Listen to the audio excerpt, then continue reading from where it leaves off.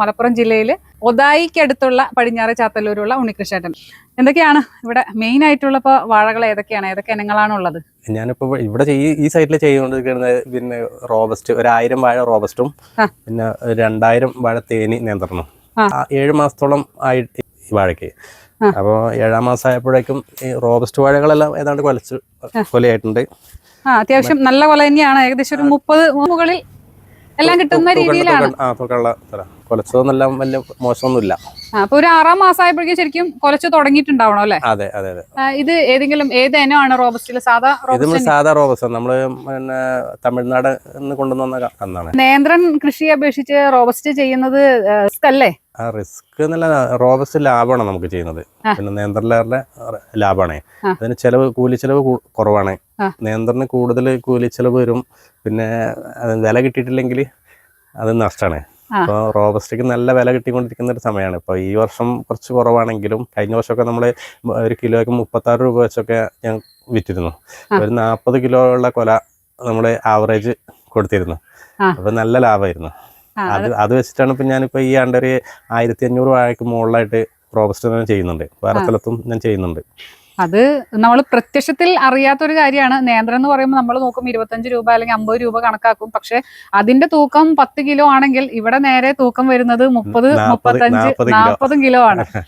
അപ്പോൾ നമ്മൾ പെട്ടെന്ന് അറിയില്ല. പക്ഷെ ഒരു കൊല രണ്ടും കൂടി നമ്മൾ താരതമ്യം ചെയ്ത് നോക്കുമ്പോൾ റോബസ്റ്റ് തന്നെയാവാം ലാഭം. അതെ, റോബസ്റ്റിന് വേറെയുള്ള പ്രശ്നം എന്താണെന്ന് വെച്ചാൽ നമ്മുടെ പിന്നെ ഈ സാധനം സെയിലാക്കുന്നതായിരുന്നു.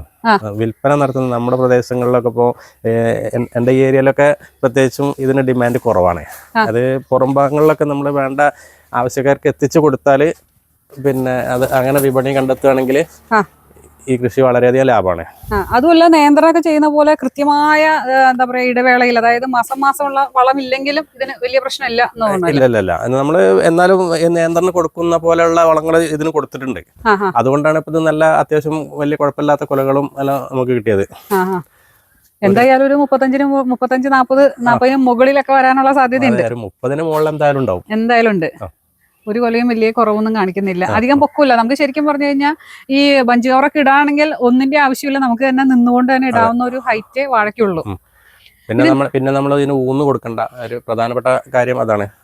ഒരു ഊന്ന് കൊടുക്കണമെങ്കിൽ, ഒരു വാഴയ്ക്ക് ഊന്ന് കൊടുക്കണമെങ്കിൽ പിന്നെ ഏകദേശം ഇപ്പോഴത്തെ റേറ്റിൽ ഒരു 200 രൂപ ചെലവ് വരും. ഒരു ഊന്നും അതിനുള്ള കൂലിച്ചെലവും കൂടെ അടക്കം ഇതിൻ്റെ അകത്തുനിന്ന് ലാഭിക്കാൻ പറ്റും. അതിന്റെ ഒരു വിപണി നമ്മൾ കണ്ടെത്തുക എന്നുള്ളതാണ്. അതെ, റോബസ്റ്റിനെ സംബന്ധിച്ചിടത്തോളം കൃഷി ഇപ്പൊ നോക്കിയപ്പോൾ കൃഷി ലാഭമാണ്, ചെലവ് കുറവാണ്, എല്ലാം കുറവാണ്. പക്ഷെ ഇതിന് നല്ലൊരു വിപണി കിട്ടുകയാണെങ്കിൽ റോബസ്റ്റ് കൃഷി എന്തുകൊണ്ടും ലാഭമാണ്. ഇതിന്റെയൊക്കെ നമ്മൾ ഈ കൊടപ്പന ഒടിക്കേണ്ട സമയമായില്ലേ? അതെ, ഞാനിപ്പോ ഒടിച്ചെത്തിയിട്ടില്ല. ഓക്കെ, അപ്പൊ ഇതിന് നമ്മൾ എന്തൊക്കെയാണ് പ്രധാനമായിട്ട് ഇട്ടിരുന്ന വളം? ഇവിടെ ഇപ്പൊ ഡ്രിപ്പ് വഴിയാണോ വളം കൊടുത്തിരുന്നതൊക്കെ? അല്ല, ഡ്രിപ്പ് വഴിക്ക് ഞാൻ കൊടുത്തിട്ടില്ല. അതിപ്പം മഴ പോകുന്ന സീസൺ ആയതുകൊണ്ട് പിന്നെ നനയ്ക്കാനുള്ള സംവിധാനം ചെയ്തെന്നുള്ളൂ. പക്ഷെ അതിന്റെ അകത്ത് നിർവളമായിട്ട് തന്നെ കൊടുത്തതാ. എന്തൊക്കെയാണ് വളങ്ങൾ എന്തൊക്കെയാണ് കൊടുത്തിട്ടുള്ളത്? നമ്മൾ കന്ന് വെച്ചതിന് ശേഷം മണ്ണിളക്കിയിട്ട് കുമ്മായ ഉപയോഗിച്ചിട്ടാണ് നമ്മൾ കന്ന് നട്ടത്. അതിന്റെ മുകളിൽ കാലിവളം ഉപയോഗിച്ചു.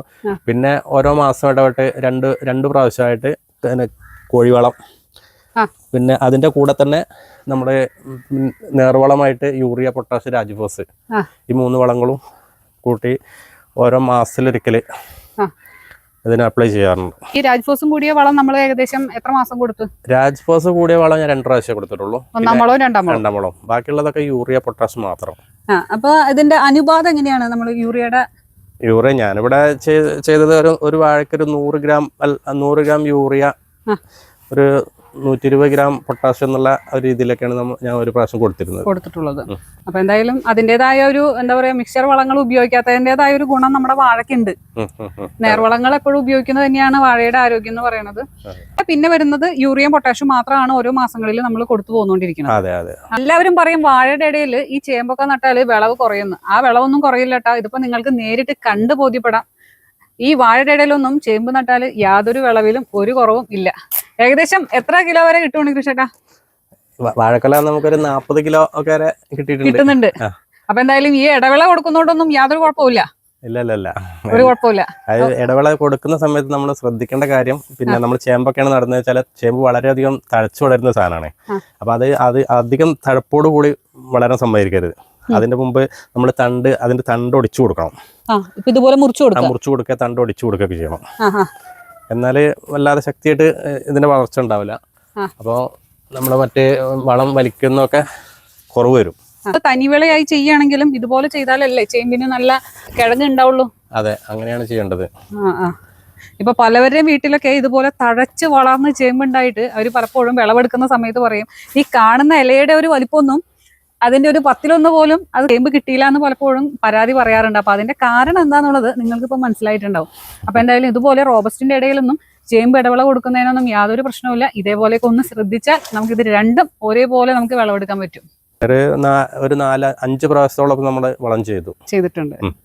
അപ്പോൾ എന്തായാലും നമ്മളെ മറ്റു നിയന്ത്രണം അപേക്ഷിച്ച് ഇതിന് ശരിക്കും ഈ തേനീയുടെ ഒരു പ്രത്യേകത എന്ന് പറയുമ്പോൾ ഇതിന്റെ തടയ്ക്ക് നല്ലൊരു കരുത്തുണ്ട്, നല്ലൊരു ആരോഗ്യം പ്രതിരോധം കൂടുതലാണ്. ഇതിന് ശരിക്കും നമുക്ക് ഊന്നില്ലാതെ കൃഷി ചെയ്യാൻ പറ്റുമോ, അല്ലെങ്കിൽ ഊന്ന് നിർബന്ധമാണോ? നമ്മൾ ഊന്നില്ലാതെ തന്നെ ചെയ്യാൻ പറ്റും. ഊന്നില്ലാതെ ചെയ്താലും ഓർക്കാത്ത സമയത്ത് നമ്മൾ കാറ്റടിച്ചാലൊക്കെ വരുന്ന ബുദ്ധിമുട്ടുകൾ മാത്രമേ ഉള്ളൂ.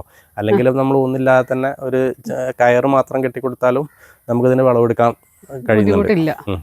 ഇത് ഈ വാഴക്കനുസരിച്ചുള്ള നല്ല കൊലകൾ നമുക്ക് കിട്ടാറുണ്ട്. ഒരു ആവറേജ് 30 കിലോ, 25 മുതൽ 30 കിലോ വരെയുള്ള കൊലകൾ നമുക്ക് കിട്ടാറുണ്ട്.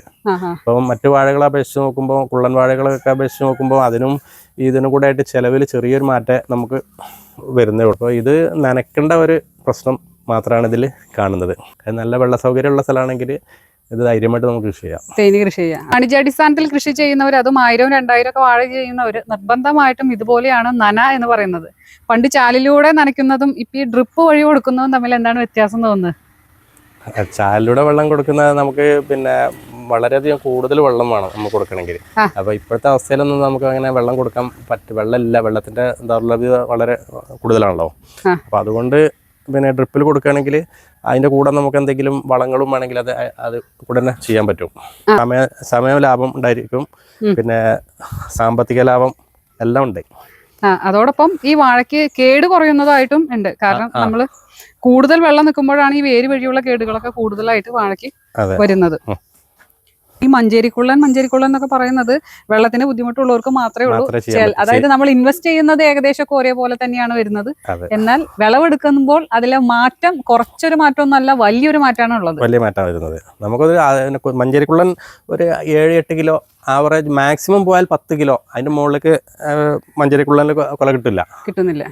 അത് നേരെ മറിച്ച് ഇതാണെങ്കിൽ, ഈ തേനിയാണെങ്കിൽ 25 കിലോയിൽ കുറഞ്ഞ കൊല ഉണ്ടാവുകയില്ല.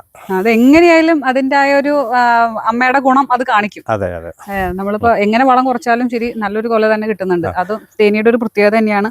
അതും തേനിയില് തണ്ടുവരപ്പം പുഴുവിന്റെയും അതുപോലെ തന്നെ ഈ കായയുടെ പുഴിപ്പുള്ളി രോഗം, പുള്ളിക്കുത്ത് ഒക്കെ പൊതുവെ കുറവായിട്ടാണ് നമ്മുടെ തേനിയിലും. അത് നമ്മള് വൃത്തിയായിട്ട് പരിപാലിച്ചു വരികയാണെങ്കിൽ ആ രോഗങ്ങളൊക്കെ നമുക്ക് ഒരു പരിധി വരെ നമുക്ക് നിയന്ത്രിക്കാൻ പറ്റും. പിന്നെ അതിന് വേണ്ട മരുന്നുകളൊക്കെ നമ്മൾ സ്പ്രേ ചെയ്ത് കൊടുത്താലൊക്കെ പിന്നെ ആ രോഗങ്ങളിൽ നിന്നൊക്കെ വളരെയധികം കരുത്തോടു കൂടി നമ്മളെ വാഴയെ കൊണ്ടുവരാൻ പറ്റും. പുതുതായിട്ട് കൃഷിയിലേക്ക് വരുന്നവർ ഈ മഞ്ചേരിക്കുള്ളനൊക്കെ കണ്ടിട്ട് കൃഷിയിലേക്ക് വരരുത്. ഇതുപോലെ കൂടുതൽ തൂക്കം കിട്ടുന്ന നല്ല ഇനങ്ങൾ കൂടി നമ്മൾ തിരഞ്ഞെടുക്കാനായിട്ട് ശ്രദ്ധിക്കണം. പിന്നെ അതുപോലെ ഇതിൽ മൈക്രോ ന്യൂട്രിയന്റ് ഒക്കെ കൊടുത്തിട്ടില്ലേ? കൊടുത്തിട്ടുണ്ട്. അപ്പോൾ അതൊക്കെ ഇന്ന് പുതിയ കൃഷിയിലേക്ക് വരുന്നവർ ശ്രദ്ധിക്കേണ്ട കാര്യങ്ങളാണ്. നേർവളങ്ങൾ മാത്രം കൊടുക്കുക, അതോടൊപ്പം തന്നെ മൈക്രോ ന്യൂട്രിയന്റ് നിർബന്ധമായും കൊടുക്കുക, തോട്ടം കൃത്യമായി പരിപാലിക്കുക. അതൊക്കെ തന്നെയാണ് കൃഷിയിൽ വിജയിക്കാൻ വേണ്ട ഏറ്റവും വലിയൊരു കാര്യങ്ങൾ. ഇത്ര നേരം ഈ ഒരു തേനി വിശേഷം ഞങ്ങളുമായി പങ്കുവച്ചതിന് ഉണ്ണികൃഷ്ണനോട് പ്രത്യേകം നന്ദി പറയുന്നു.